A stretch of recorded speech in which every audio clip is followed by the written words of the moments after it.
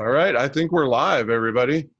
If you guys don't know, we've been checking in with some of our retailers nationally, and this is a Saturday version of Tuesday Regional Update.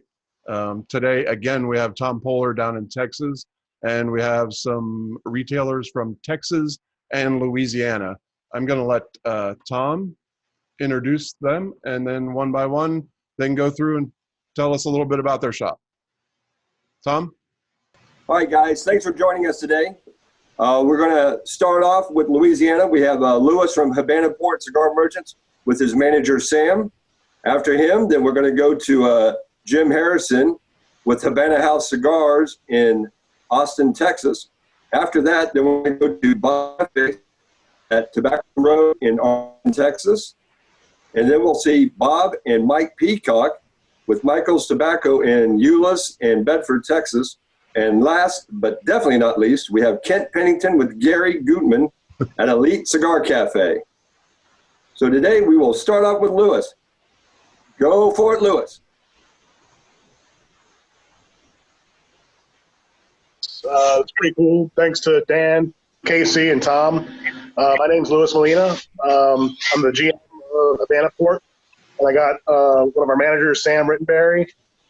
So, yeah, we're just glad to be on here and kind of give us our story.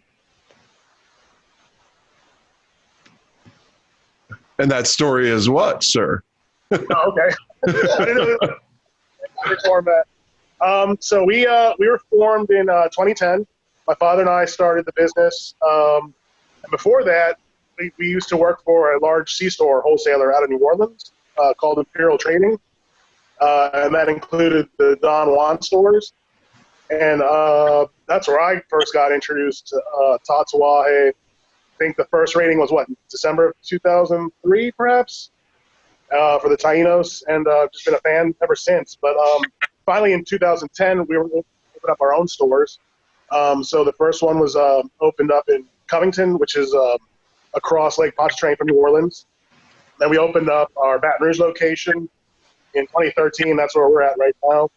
And we closed the Covington store in 2015 to move it to Metairie, which is a suburb of New Orleans. So we focus, on besides the big standards, a lot of the boutiques as well, like I'm sure most of us on here. And yeah, it's been a crazy few months, needless to say. At least in Louisiana, at first they closed. They didn't make, they didn't allow tobacco stores to be open. We got word otherwise from our state trade lobbyists that we could open. So we were open a few days. I think March 23rd was when they shut us down. Then we actually had an ATC agent visit our home store to tell us no, we couldn't. But then the governor, about I think maybe a week or two later, made an exception for tobacco and cigar stores to open up to the public. And so we've been doing that ever since. Yesterday marked phase 1 for Louisiana, so it allowed more businesses to open up. We are still kind of prohibiting people congregating in our lounge.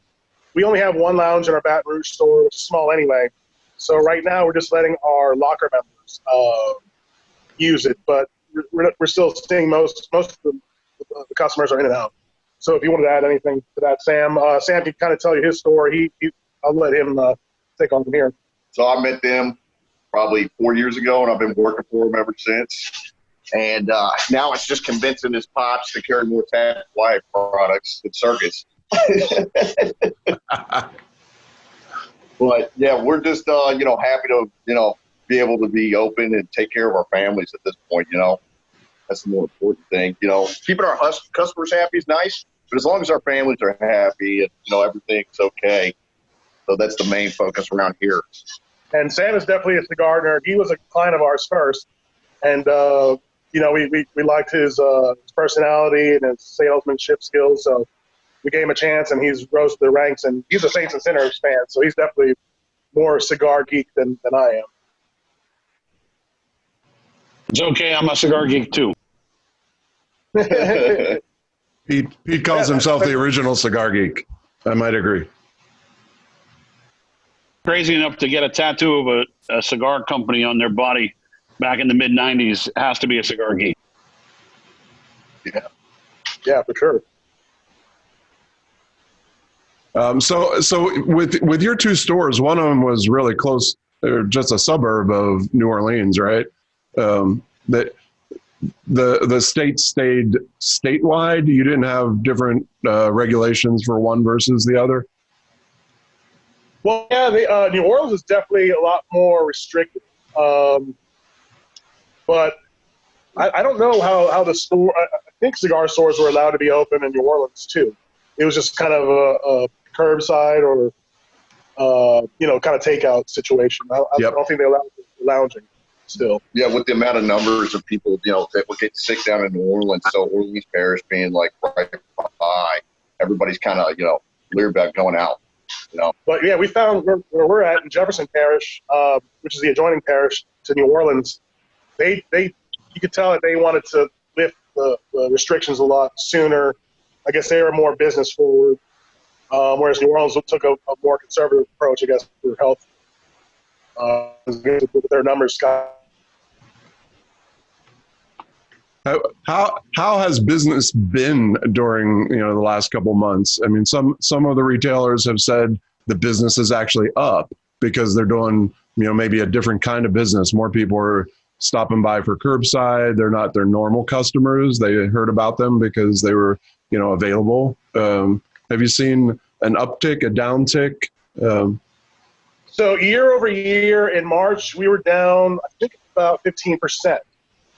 We were fortunate because we had an e-commerce capacity and had one before this through cigarearth.com. So it was really just a matter of us trying to, advertise that out, via social media, email campaigns to let our customers know, hey, you can still order from us. Because even when we were still shut down, there was the exception where we could do mail orders. So Sam and I were here like those first 2 weeks, coming into the store, we're just shipping out mail order. We saw a huge increase. I mean, and we weren't that big with e-commerce. We don't try to push out because we don't have the inventory like some of the big retailers, e-commerce guys do.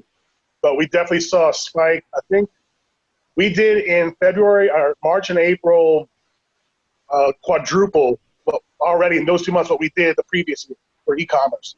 So we try to pivot that. We're actually trying to open up another online e-commerce portal through our shops because we have a point of sales but we actually have an app, a custom app that integrates with our point of sales so customers can look at their purchase history, their loyalty dollars, and we want to try to incorporate e-commerce sales with that, but as you know, Google and Apple have an anti-tobacco sales policy.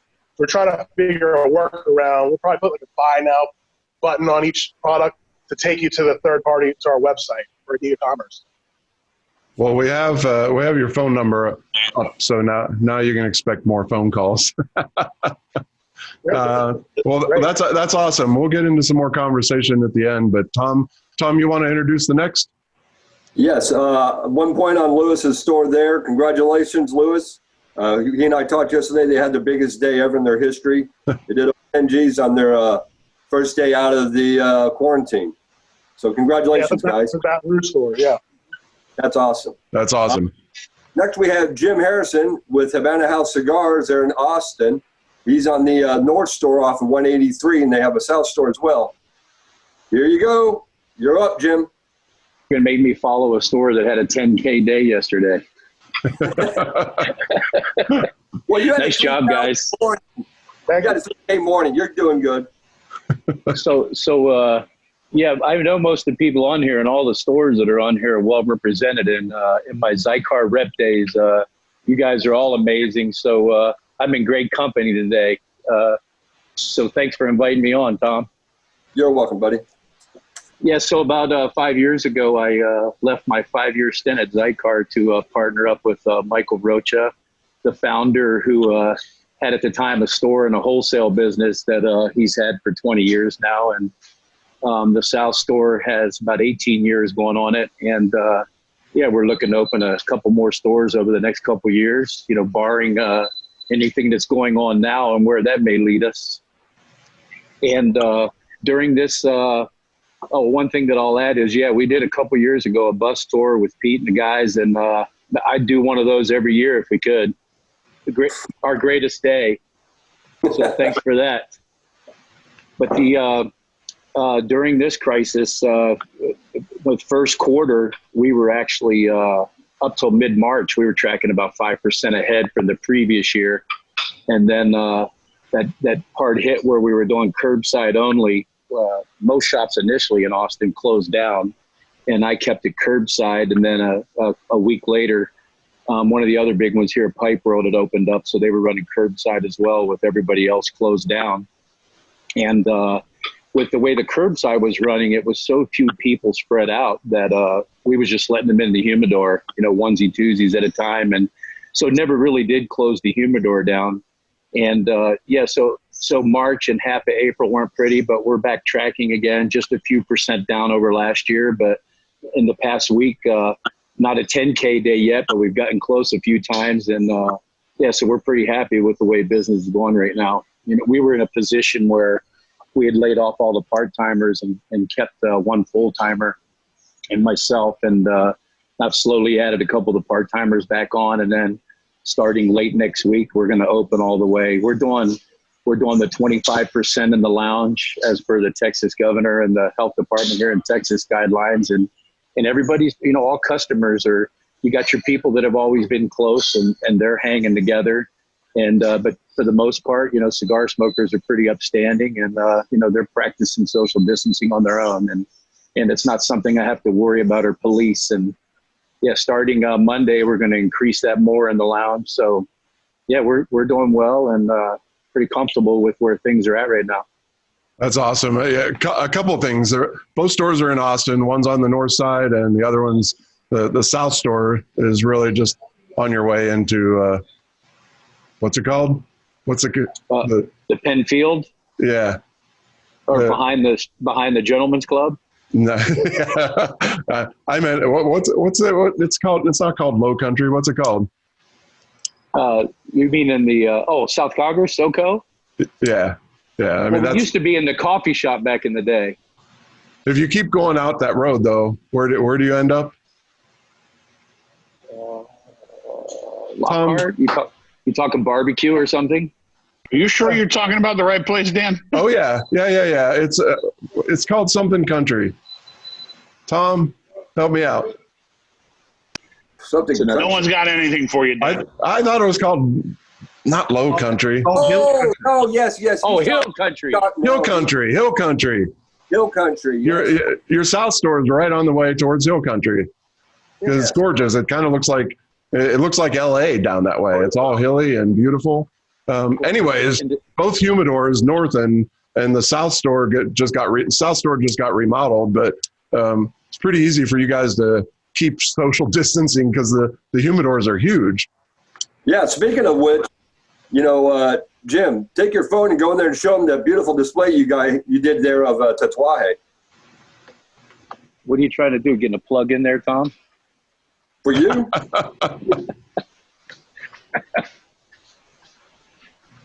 I think it's a mutual plug. Yeah. I think it's because I'm an old Tatuaje Homer fanboy. Can you see it? Oh, yeah. See? Yeah. How many facings is that, Jim? I don't know. What did we count? 180 or something? We don't have that many, but it was we counted over 100 at the last event. I know that. I got over 20, and I was like, dude, if he doesn't have it, we don't make it. Hey, I'm going to put you on the spot here too. You do hide things as well, Jim. Yes. There are hidden things. So if anybody's watching and they actually visit the store, just get up on the ladder and check out the shelves because behind the front box is usually something else hidden. All the other store owners are laughing because they know exactly what we're talking about. Well, I know for sure. Yeah, Ken Pennington for sure has a bunch of stuff hidden. He's probably got more than anybody. Yeah. He's got a whole room full of it. Well, thanks, Jim. Tom, what's next? Okay, gentlemen. Next we have Bob Jeffe, or El Jefe, at Tobacco Road in Arlington, Texas. over there by all the stadiums and everything. You unmuted the wrong one. I know, I got you. Hey, how's it going, guys? Bob Jeffries with Tobacco Road Fine Cigars in Arlington, Texas. We're a single location store located in the heart of DFW. Been at the same location for 14 years now. Been carrying Tatuaje for 13 of those years. We got about 4,500 square feet of lounge space that's been closed down since mid-March. We just reopened the lounges on the 1st of May for 25% capacity. So we're working on a way to bring people back in and get back to a little bit of normalcy while also being able to keep them safe, right? We're trying to distance the seating, trying to handle the cigars for the customers if they'll allow us to, especially if they don't know what they're looking for. Trying to make sure that we're not forgetting about the people who aren't ready to come back out yet, still checking on the people at home, making sure that they're okay, that they've got everything that they need. We've got quite a few older lounge members who really don't have anybody. They're at home by themselves. So we've just been checking on them, making sure they have everything they need, not just cigars, but essential supplies and things like that. Business has been good since the reopening. When we originally closed down, we saw a crazy rush, people stocking up on cigars. But it got a little bit rocky after the first couple of weeks. Then the stimulus checks hit and we saw another rush. And when we opened up on May 1st, I wasn't really sure what to expect as far as people being ready to come back out and smoke, but it seems like a 50-50 mix of people dying to get back out of the house and people who just aren't ready yet. Also, let you guys know, his store along with Kent's were two of the first stores that Pete did events with me here in Dallas area. Yeah, way back when. Yeah. You remember that, Pete? Hell yeah. Hell yeah. I think that was the year that I had actually shaved my head, which I almost did just for this Corona thing. Pete, that was the event that you were playing around in the golf simulator with Pepin. I sent you the pictures not too long ago. Send them again. I don't know where they are. Got you covered, man. Hey, Bob, you are sitting in the old golf simulator, correct? I'm sitting in the old golf simulator. Yeah, a couple of years ago, we gutted it and built a second members lounge. Membership was just growing to the point where we needed more space. So we've got 2 private members lounges now, as well as a large public members lounge. And also 2 humidors. 2 walk-in humidors, walk-in lockers, lots of Tatuaje, approximately 100 facings at any given time. So it does well for us, always has.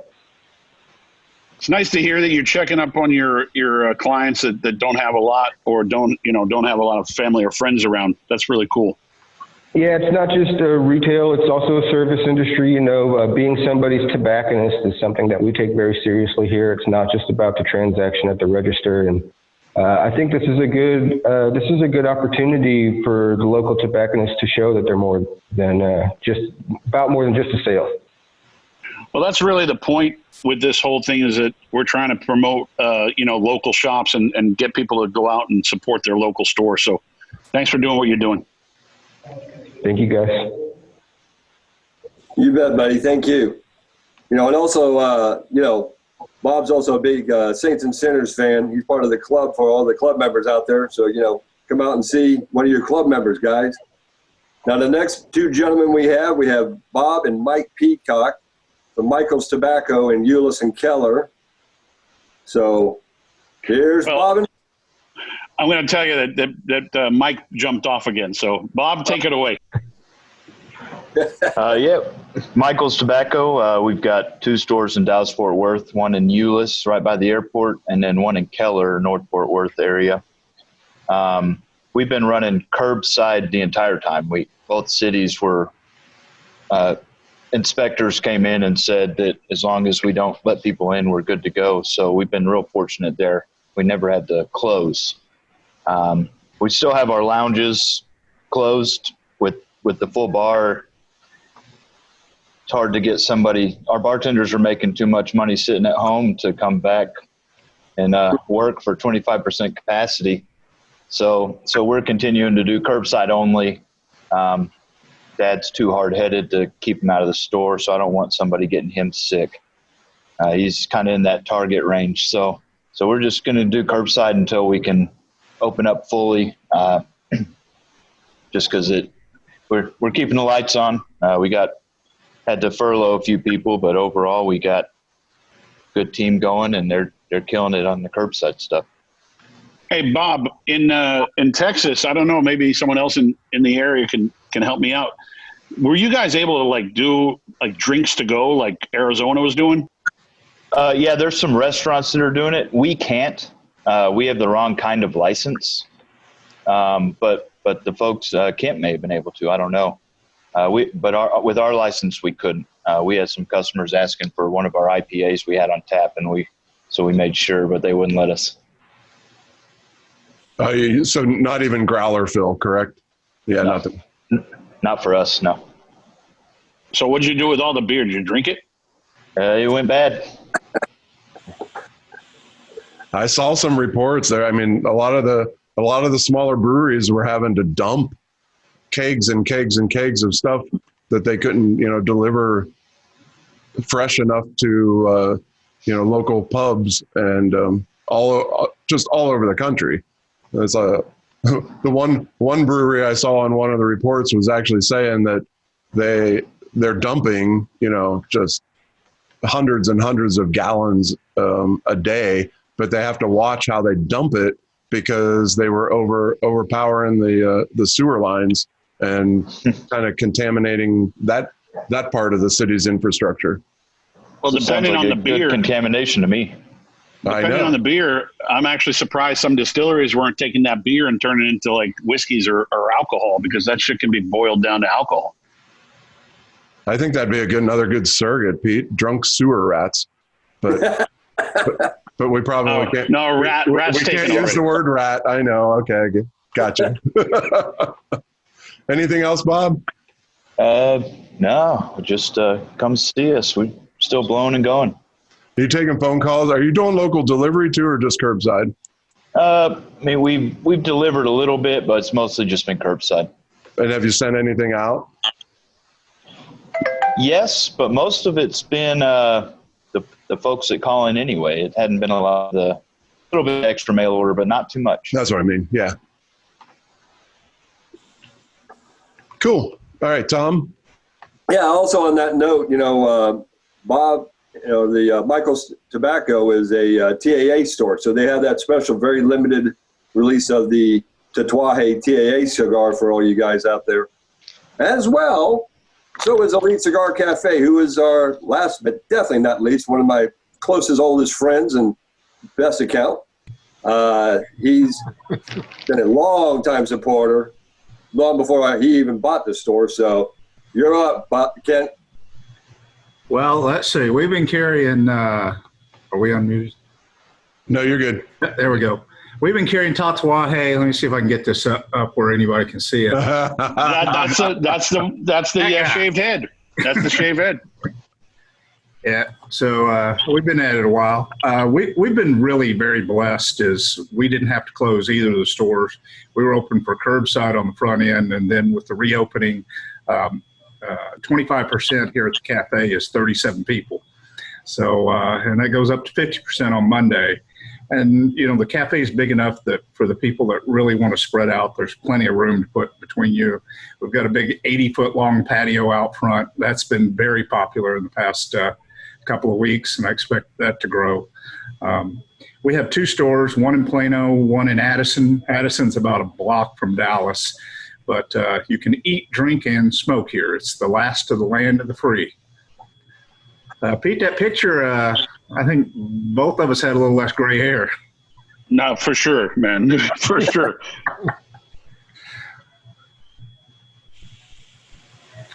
So, Ken, how's the weather been down there that people sitting on the patio? Has it been hot or has it been chilly?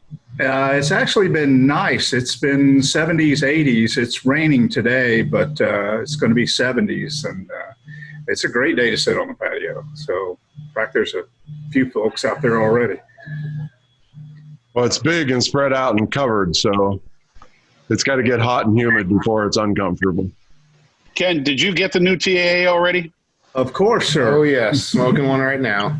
They're awesome. Yes, sir. We've got a good selection of TAAs. I've tried to keep as many of the older ones as I could possibly get my hands on. We've got a few still on the shelf, but great product. Proud to have it. Well, Ken, I'll tell you the other day, well, not the other day, about 2 weeks ago, I had my office, as I'm in Miami now, but I had my office in Los Angeles send me my last 2 boxes of Novea Cuadrados. Oh, really? I'm curious if you have any Novea Cuadrados, I have, stuck behind some boxes in there. I have none left, sir. But it was a fantastic smoke. Yeah, Pete. We'll have to burn one together, sir. Why don't you guys explain what that cigar's about? I was going to say, how long ago was that also? What I think I took a picture of the date stamp on them. Was it 2009, Ken? That sounds right. Yeah, so it was actually one of your first box press, right? It was definitely one of the first. It was the first box pressed Miami brown label, and that was one of those oddities because they don't really do box pressing in Miami, and I'm actually hoping to look to you to maybe do another version of that cigar because they are really good. I'd love to do it. Awesome smokes. Well, you know the rule now that I just don't make them for one retailer. I understand. I make a bunch, but then everybody else gets to feed off of it also. Well, we got some of my friends on this call right here, and I know a few other folk, and I'm sure we can take care of that. I mean, for a good example, you guys, everybody that we're doing these chats with, you guys will be getting a small allocation of the Anarchy that we did for Abe over at Smoke Inn.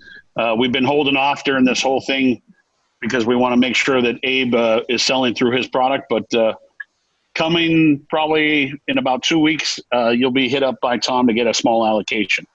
Awesome. And I, of course, know Abe well. Great retailer.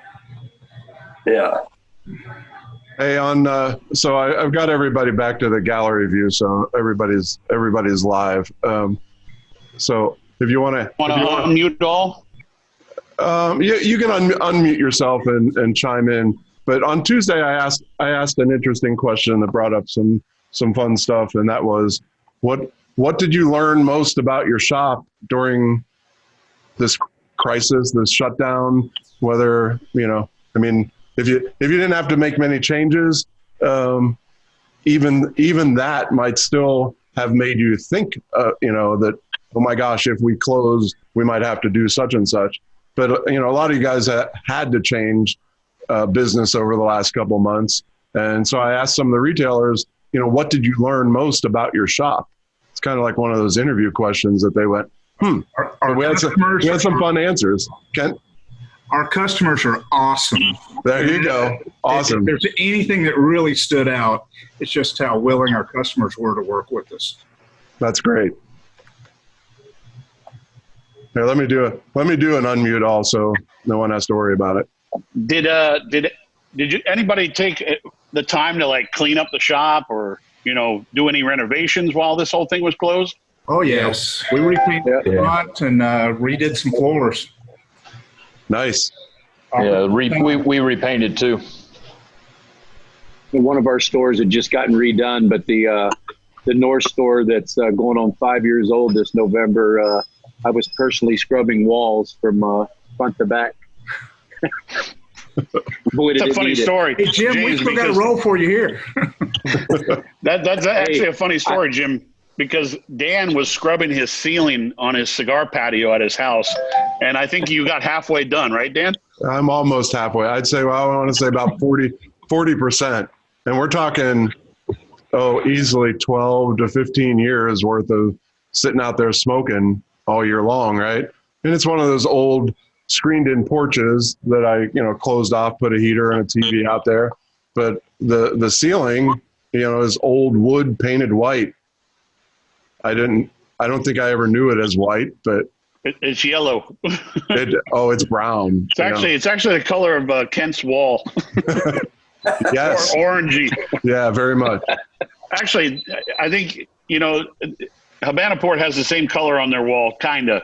That color is perfect for cigar stores because it really covers up a lot of the smoke. Yeah. That was one of the reasons why we choose that color. Kent said it best about the customers. That's being at 61 and becoming more cynical as you get older. My faith in humankind has been restored with awesome customers, and just the ones that came out of their way, whether they needed cigars or not, just to support us. So it was pretty That's touching. awesome. Did anybody see new customers, like people you never saw before? Yeah, a lot. Certainly. Yeah. I mean, part of it was we were able to stay open because we're a restaurant. And so it actually allowed us some opening space when some of the other stores weren't open. So I'll tell you, sorry, Dan, go ahead. I was going to say, during everybody's cleanup process, I've been asking, did you find any old hidden gems in your humidor? But let's expand that question to who found the most interesting object, because I've seen a lot of people online posting, just old swag items, like the Tatuaje pimp hammer, and they forgot it was in their drawer, and they were doing hey, I'm cleaning out my junk drawer for the first time in 10 years, and I found this and this. Anybody find anything cool, old cigar or paraphernalia wise? Just a pimp hammer. Oh yeah, I've got a couple of pimp hammers. That's actually a cool tool that I'd like to remake again. We found what? There you go. Hey. James got one. Nice. Yeah, that was definitely hidden. So who in the room actually does online or mail order? We do phone orders. Because I'll tell you, from what I'm hearing around the country, a lot of stores that maybe not normally that they would do a lot of mail order or phone orders, they're getting a lot more because of new people coming in. Because I think it's kind of odd to say this, but I think people are actually taking the time to support their local stores more than they are just trying to get a cigar for cheaper on the World Wide Web or whatever we call it now. Is that too old? Wide wait. The World Wide Web. How old is that comment? The internet. Is that dating me, Dan? Nah. Well, yeah, a lot of the stores, like Pete was saying, whether they're sending it. I mean, Kent and Bob both have probably sent specialty goods that people are calling about. Bob, you do some. It's the same, probably a lot of the same characters that call you up looking for something. And Kent, I'm sure you get it, from the TAA cigar and anything else like that you get your hands on. But yeah, what Pete was saying was, in general, like, people's phones been ringing off the hook locally, wondering about whether it's curbside or, whether you can bring it out to them or anything, just how they can even just help. I know a couple weeks ago, someone mentioned, oh my gosh, we're selling like gift certificates like crazy because people are just saying, I can't get in and I don't really need anything, but I know you're struggling. So do you have a gift certificate I can buy and one for my friend? And so they were doing a lot of business like that, which was interesting as well. Yeah. All this, what's the biggest thing you've seen aside from your customers being great, the generosity from your customers? Have you seen anybody just come out with like over and above support? We've had a couple guys that bought big on gift cards just to help. Yeah. It's not as much fun when they come back a week later and use that gift card. Right.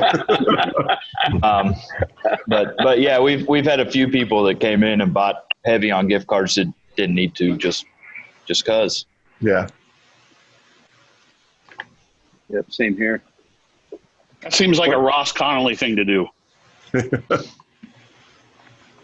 What's anybody have pointing back at us, since we have Pete and Casey and myself online? Any questions? How do you feel about young tobacco? Well, Ken, I'll go back to a line that George Padron. I heard George Padron say one day he was a C+ student. I was probably maybe a C- student. And I try to dumb shit down as much as possible. You put good tobacco in a cigar and you have a good cigar. If you put bad tobacco, young tobacco in a cigar, you have a bad cigar. So pretty simple. Hey, Pete, what can you tell them about some of the new things coming up? Yes, and I was so interjected in that same route. This is the first one we've done since the cancellation of the PCA. So you want to comment on that, and also the things that we were going to bring out in the summer and still are. Well, I had a question for all of you then. With a show of hands, if we were to have a show, who was going still? See, that's good to see. That's good. That's good to see. Yeah, I actually made a couple black label extensions to the line in a couple oddball sizes that I have done in the past for the PCA specifically. And, some of the money was going to go towards the litigation that we're dealing with the FDA. But they're small batch. You're talking about 500 boxes of each, but we're going to try to divvy them out to everybody we've been talking to also.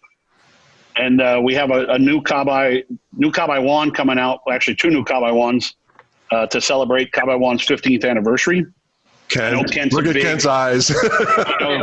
Ken's all excited. I know Cabai wand's a big Kent Pennington cigar, but these are, I don't know. I did one in the Guapo size, which is 5 5/8 by 54. Both with both these cigars have pigtails on them. The other size is a 4 3/8 by 52, and I'll tell you, to celebrate the 15th anniversary of Cabai One, I think these are a great addition to the lineup. Awesome.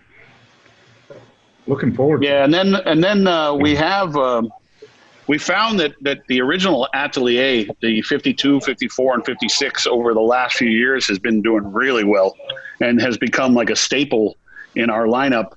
And we've been playing with a little bit higher priming on the wrappers, and we decided to do more of that, Rosado Oscuro, almost like that traditional brown label Miami color. And we're doing, it's a line extension of the regular one. So you'll have the lighter version and the darker ones in those same sizes. And I'll tell you, they're smoking beautifully. So these are all things that were set for the trade show. That of course we're going to end up doing like a, Casey, Dan, and I will end up doing like a video presentation and publishing it on Facebook and YouTube to make sure that everybody knows about the new cigars. And of course, that way it's an easy way for you guys to see what's coming out. Yeah, and at least the line extensions will be available to everybody. So, yeah, on top of the the fact that you guys are going to get some limited stuff like Anarchy. We also have a cigar called MBS, which is based off of the Kruger blend. Those are slated to be sometime in mid-June, so you guys have them ready for the 4th of July. Those are bundles of 10, little bundles of 10, and it means it's short for Monster Bomb Squad because they're all in the shape of the little bombs. So good thing for 4th of July. So you guys will be getting those also. Sweet. You're making Austin happy. Bob, you right do now. have to sell a few of those. You can't keep them all for yourself. Well, I have a feeling that you should make Austin do home delivery to everybody if he wants to buy one pack. Ooh, I like that idea. I told him I was taking all the Anarchy home and he wouldn't get any. So Ken, we'll go back real quick. Did you say you were able to do the to-go drinks? Yes, sir. Yeah, and in fact, there's a pretty good likelihood they're going to change that law here so that we can do it continued. Oh wow! Really? So how did you do that? Like they were in mason jars or something? No, it has to be in a sealed container, so you can put it in a styrofoam cup and put a lid on it, or it could be a bottle like beer or pre-mixed drinks. Had to be one or the other. Had to be sealed container. So did you have a signature drink that you were actually selling a lot of? No, they were actually simple drinks. What Okay. mostly people were picking up was beer to go because it's simple for them. But we did sell a few drinks that manner. Now you can actually come and drink in the bar again. So Nice. Yeah, I heard that one of the big liquor stores is trying to sue somebody to get that law changed so that it doesn't change forever. Yeah, I'm sure. Yeah. Ken, you didn't have well, the governor's has gone on record saying that he supports doing it, post COVID. So hopefully that's going to happen for us. And Ken, you didn't really do that much. You didn't really do that much food to go either, huh? Not a lot of food to go, but it allowed us to stay open. And Sure. Cigar sales remain solid. A lot of our customers came and they just buy something food-wise just to be buying something, just to help us to stay moved. And it's just great to see the sport that came out from every angle, every nook and cranny. So I think we're lucky to be in the shape we're in. Louisiana doesn't have that law, liquor to go, does it? Mixed drinks to go? Oh, they've had it forever. Really? It's super weird. It's super weird because it's drive-through. Well, I thought in New Orleans maybe it was just the city. You But put a piece of tape over it. It's sealed. Your car and drink it, and then when you get pulled over, you just put the lid on it. It's like, okay, this doesn't really make sense. yeah, in Ohio they just made an exception to allow it to happen, but they had to use like mason jars. I mean, it had to be like a sealed styrofoam cup was not sealed enough. Yeah, I saw that in Arizona, actually. Someone was using mason jars or small mason jars. Yeah. The first time I went to Louisiana back in 96, 96 with my dad, I was amazed to see the old Kodak shops were now drive-through daiquiri shops. Wow, they really know how to make use of everything. Either that or loans. I think those old Kodak shops up in like Washington turned into drive-through like coffee shops with girls in bikinis. Yeah, now it's weed. I wonder, right? Yeah, right. I wonder if mason jars were yet another thing that you couldn't buy during this. I never looked, but it sounds like something that everybody that was worried about trying to can their own food or save their own stuff, and let alone these bars that were looking for them for drinks to go. You can't get toilet paper in a mason jar. Rocky.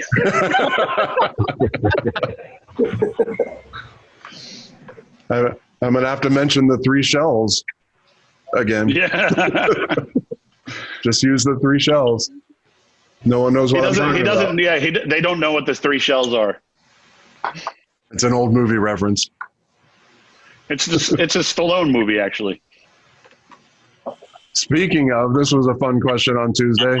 Who's the most famous non-cigar person that's been in your actual store? LaDainian Tomlinson. It's always sport. Is that a Dallas guy? we get lots of them. We get lots of the Cowboys here. Zeke's been in here. Spud Webb's a member here. Actually won the slam dunk competition at 5'6". Emmett Smith comes in quite a bit. Yeah. Did they talk about Spud Webb on the Michael Jordan documentary? No. No. Who was that they talked about? It was someone else short. We had the guy that played Gimli in Lord of the Rings come in one time. There you go. And you knew who he was? No, his assistant come to me and she was like, "Hey, do you know who that is?" And he's like, I'm like, "No, but does he want to buy cigars?"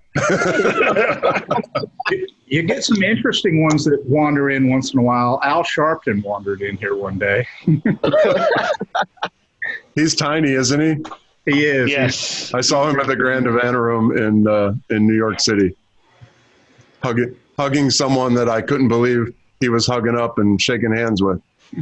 They had just come off of their, one on CNN and one on Fox News, and then they went upstairs for a smoke, and I think they were talking over their attacks of each other. Probably it was kind of hysterical. James, you got to have musicians coming in there left and right.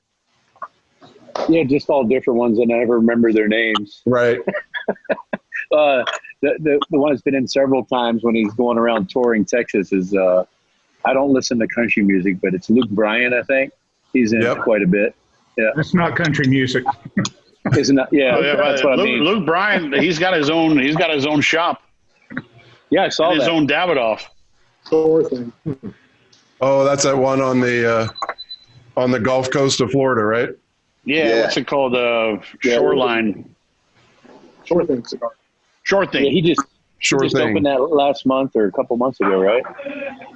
I don't know. They must have been open long enough to win top cigar shop at TPE in February. They won top retailer, top cigar shop, whatever that is. Yeah, and I won Entrepreneur of the Year. That says a lot. Hey, by the way, was that for 2020 or 2019? So if it's for 2020, there's got to be a big old asterisk next to it, right?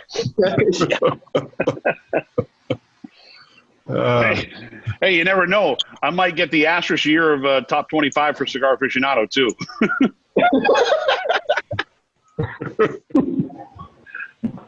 Well, that's always something to look forward to.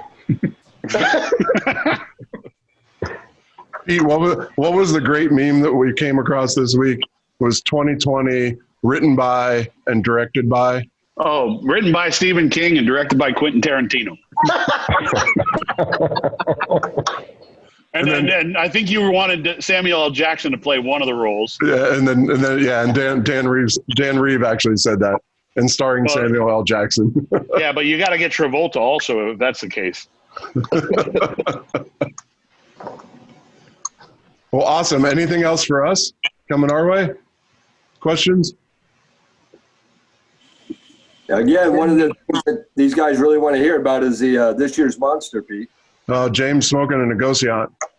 Yeah, the new Monster is actually it's a throwback to the Actor series, which we only did once, which was Boris originally.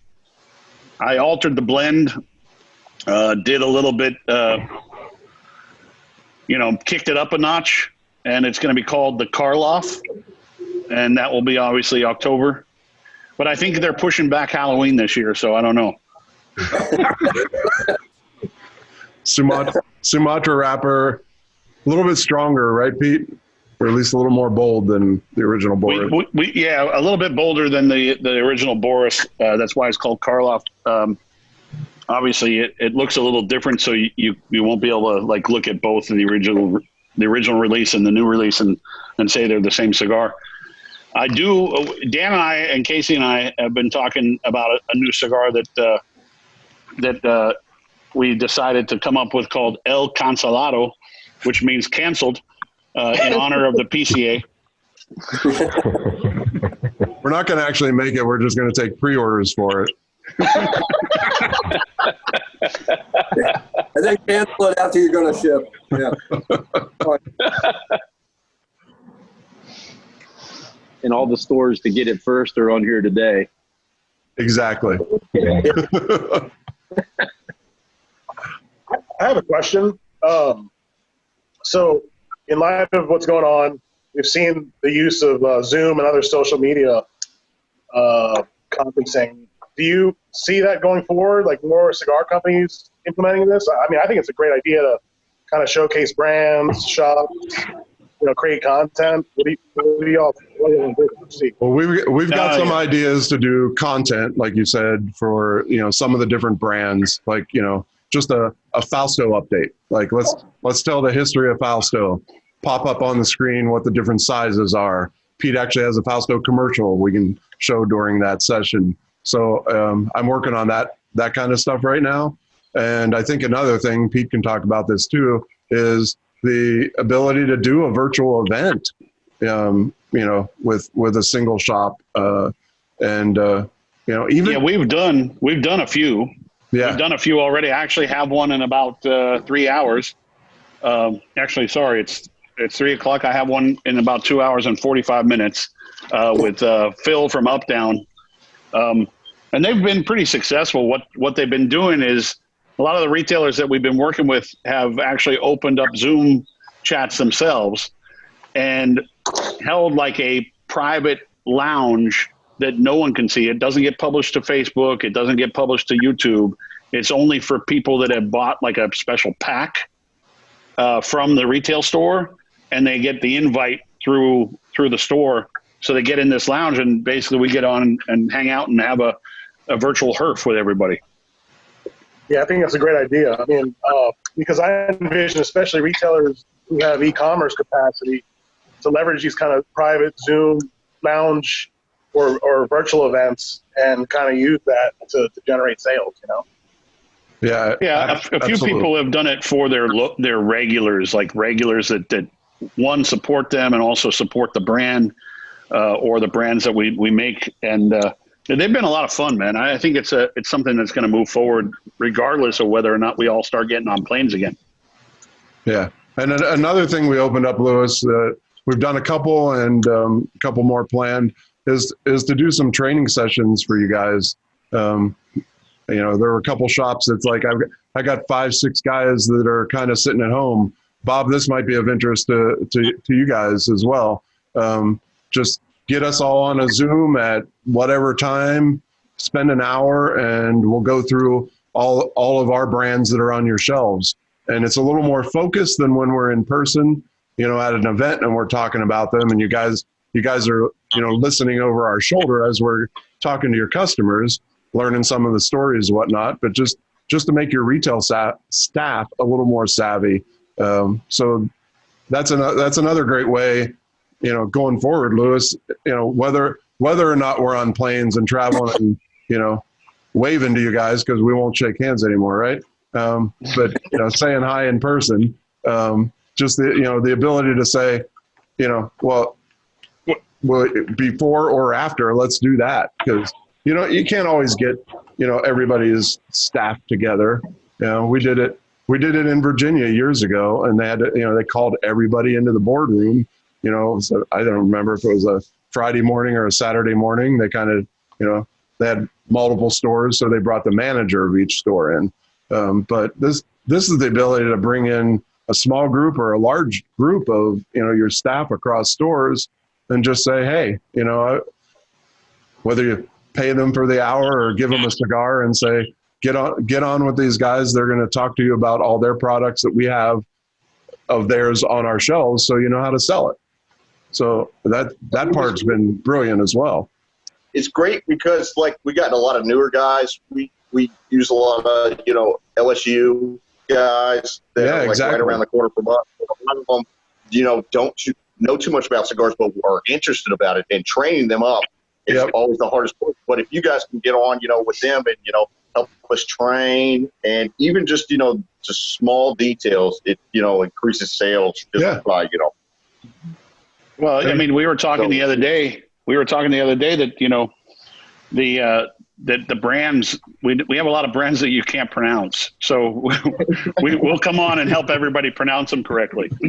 We can butcher them with the best of them. I think my favorite in Baton Rouge so far is Macundo or Macanudo. Yeah, Macadoodle. We've heard them all. I think, you know, I was actually going to do an ad years ago, and this was very early on, but it still relates to even today. But it was basically like every bad version of Tatuaje ever. And it was going to end with, you know, it doesn't matter how you ask for it, just thanks for asking. We still need to do that. Yeah, you should do those in the metal signs, Pete, like you did the, you know, the Fumar signs. That'd be awesome. Oh, yeah, the Air Fumato, yeah. Hey, Sam, you mentioned, you know, people working at your store, you know, from college and this and that. But Casey, you should chime in. Casey talked, I think, to a store owner about this, kind of a cigar 101. Like, why don't you run a course, every Tuesday night, have that group of beginners come in kind of thing. That would be a brilliant idea for you guys to do on your own. Not just, it has nothing to do with our brands. It would be, hey, are you interested in, learning a little more while you're at home, and you could run your own little Zoom, invite, 10 guys in at a time and kind of do, Casey was calling it Cigar 101, but that's Granville did a offshoot of that. He's near a lot of colleges, being just outside of DC, and he would do the 4 weeks after the Super Bowl because that's downtime. So every Sunday night he was doing classes with these, and he would recruit the college kids to come in and learn a little bit about cigar, how to cut it, how to light it, the etiquette and whatnot. Yeah. Sorry. Yeah, we've done everything, including we did movie night with our SNS, our Saints and Sinners Club, and we actually had the director and the other producers and co-directors on the chat so they could actually answer questions during the film. We would stop every 15, 20 minutes and they would answer a question about a certain scene or information of why they filmed it this way or whatever. It was actually pretty interesting. It was a long chat because I think it ended up being a little over 2 hours, but we had a pretty good audience of people with good questions. That's hand rolled for anybody listening who doesn't know what Pete's talking about. Bob actually showed that at his shop during our event in the room that you're sitting in right now. Yeah, we showed it up on the projectors. We set up the members lounge with road seating, kind of like a movie theater, and we showed them on a big projector during the event. It was a good time. And that's tacos. We showed it on all of our TVs in the cafe and offered popcorn with it, and one of the early showings. It's quite fun. Very cool. Yeah, that's awesome. It's a great movie. Yes. It's really good to see the story of this industry told by the guys who are driving it. That goes back to what Bob was like saying, at Tobacco Road, we're more than tobacconists. We got to educate the consumer at the end of the day, You got to, make a connection with your customers.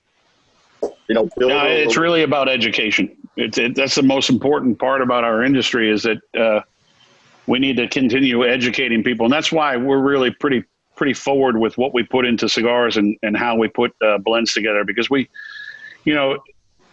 education is power. And if someone doesn't know what they're smoking, they don't really take the time to get into something. But as soon as you start teaching them, they kind of go down the rabbit hole like we did at one time.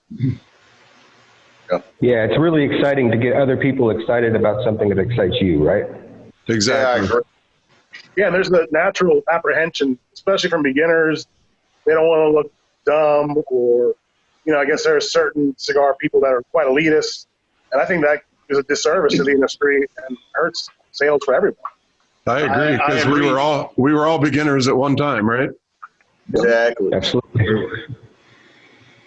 I completely agree with that. The most important thing is welcoming that guy that we kind of go back to that whole thing with Nick Jonas being on the cover of Cigar Aficionado. People started dogging him, and what they didn't realize that he's like a true cigar smoker. He's one of those guys that really enjoys cigars and the culture of cigars and the peacefulness of it. Same thing with his brothers. They enjoy the culture and the downtime when you sit down and smoke a cigar. So it's important to embrace new people as much as possible and teach them instead of ignoring them or laughing at them. I'm a 5 million miler on American Airlines. And I used to travel 3 to 5 flights literally every week. And all I want my stores to be is the place I wanted to visit. Somewhere that would welcome you, make you feel at home. You'll hear from my staff every day is, you greet the customer when they come in the door. Customers come here to escape the real world. That's what we are. We're an escape. We're in the lifestyle business. We're an essential service. Yeah. Some people. I agree. That might lead into this last question then. Anybody want to chime in on if everything went back to the way it was in January, what is it right now that you miss that you had then, or the opposite of that? What might you not be looking forward to? And don't say the customers, because I know you all love them more than that.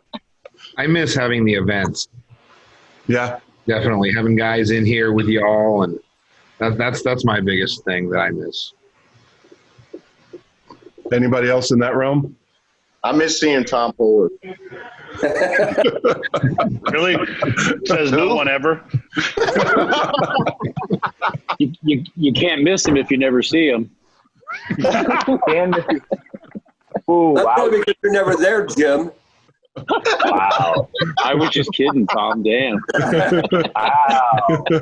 Wow. I think a lot of people in the room probably prefer to see Jason Pollard. Not even his Except for Ken. no. Tom's my favorite. Dan misses TSA. Dan misses TSA for sure. Dan misses getting kicked off of planes. Very much so. Yeah.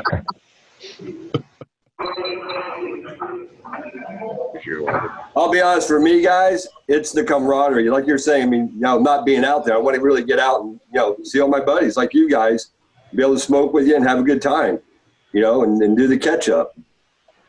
Exactly. Yeah, I mean, this is great, but it's no substitute, right? No. Well, it is a substitute. It's a surrogate for it, but.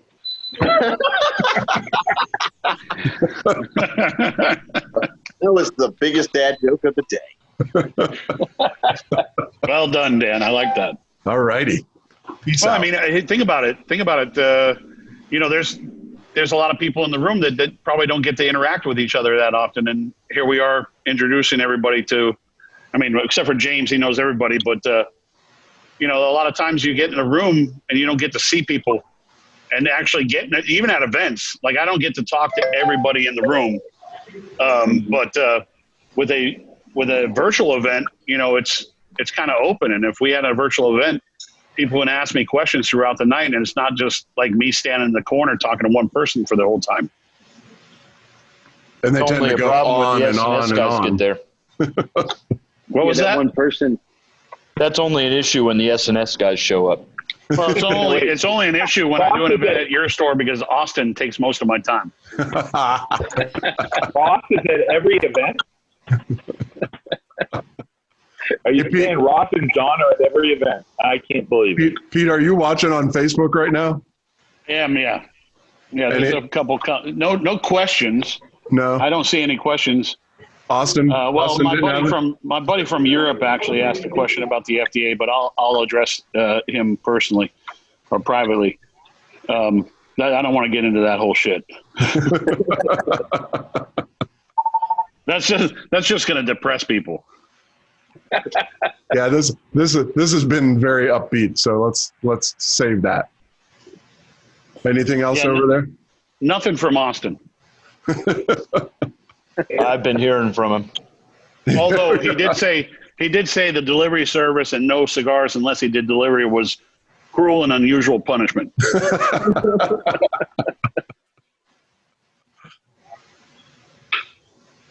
Any final notes from you guys? Anything you'd like to say to the consumers out there? Thank you. Yep. Thanks for the support. That goes from all of us. Yeah, that goes from all of us. Yes. And thank you. Without great cigar. Hey, well, you remember, I don't make anything. The Garcias, I thank the Garcias every day for making us great product to enjoy. Yep. And I'll give a little Garcia plug. The new Fonseca that they're coming out with, not at the trade show, but at the trade show or around that time is going to be fabulous, and it's not going to be your normal My Father cigar, which I think you guys should be excited about. That's cool. Hey Pete, did it ever come up to do a virtual trade show? Like every company's got their own Zoom room, and you guys can just dial into the Zoom room and make your way through the virtual trade show? I can't really talk about it. Okay. All right. I had never thought that thought. I just threw it out there. I think it has its flaws, but sure. I don't know. I think the reality is that, you know, if we put out that content, the content videos introducing the new products, and it's a video that we can actually send directly to our retailers, it helps. Right. And it helps, you know, it actually helps educate the people about the product before they even get it. Yeah. Because a lot of times there's some things out there that people just get completely wrong, like wrapper or, you know, whatever, or the tobacco that we're using in it. There's always some mix up. Hey, Pete, I got a question for you. Yeah. Because of all this COVID thing and now with the trade show canceled and the talk about having fewer people at a trade show, kind of limiting the number, I've been hearing from in the grapevine that some of the manufacturers are trying to push for like more regional type trade shows, like doing one down there in Miami with, you know, with the. Yeah, I mean, honestly, I think it would be kind of cool. I think Ken can probably chime in on this, and, you know, James also. I mean, over the years, we've just seen such a, like, who's got the biggest, you know, thing in the room and who can have the biggest booth. And I think that might have been a little bit of a problem for the reason why when you look at, you know, 4 big manufacturers stepping out earlier in the year, and it makes the trade show floor look smaller, but it's just 4 companies. But at the same time, it's a lot of square footage that people look at and go, wow, something's different. But I'm always to the point where the smaller the show or the smaller the square footage, the more it's going to look packed. It's more important to have, you know, the presence instead of having that big ass booth. I mean, shit, before the whole thing got canceled, the PCA got canceled, we were planning on going into the show with a carpet and some furniture. We weren't even going to put up the booth because at the end of it, it's really about seeing people and not showing off. Yeah. I think that's what I'll miss most about the show itself is that is seeing everybody I don't get to see, but that's why we're doing these, because I'm seeing 5 retail stores I don't always get to see, except for when you're Ken Pennington asked me to come out 3 times a year. Hey, man. Let's make it 4. Let's do them on the worst days ever. Christmas, Thanksgiving. Hey, we had great events.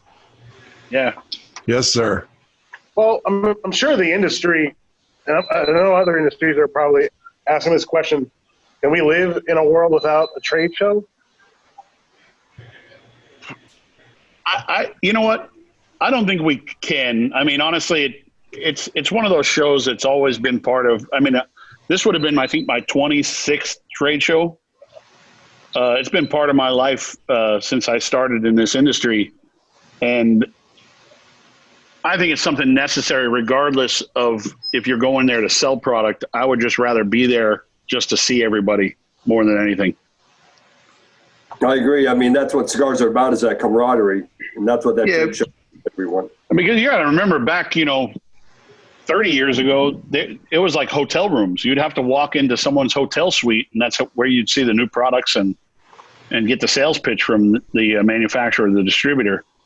It's obviously changed over the years, but I think most importantly, that's why if you walk into our booth at the trade show, I'm not really doing much. I'm just there kind of getting out of everybody's way and pouring a drink or two because I'm really there to be the host.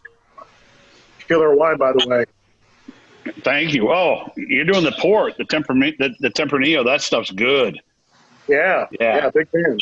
Awesome stuff. We got to take a visit up to that winery when we were on our bus tour. We went up to Yakima, Washington, and did a visit with them. It's fabulous. I've burned through a few bottles of that myself. Yeah, I'm glad I got some multiple ones. Lay down and see how they age out. Well, they're already aged, so you don't really have to do much. That's what the magic of port style wine. Make it fun, Jim. And then if you're a TikTok mommy, please, you know. Crazy customers. $5.99. $5.99 free dance. She said $5.99 free dance. Hey, James, that's not social distancing, man. I'm sorry. I was gonna bring it up. Yeah, that don't publish that, please. Well, you're live on Facebook right now, so. Now, Mike's going to hold you hostage with this, bro. A third of my customer base is Austin Police Department, so I'm okay.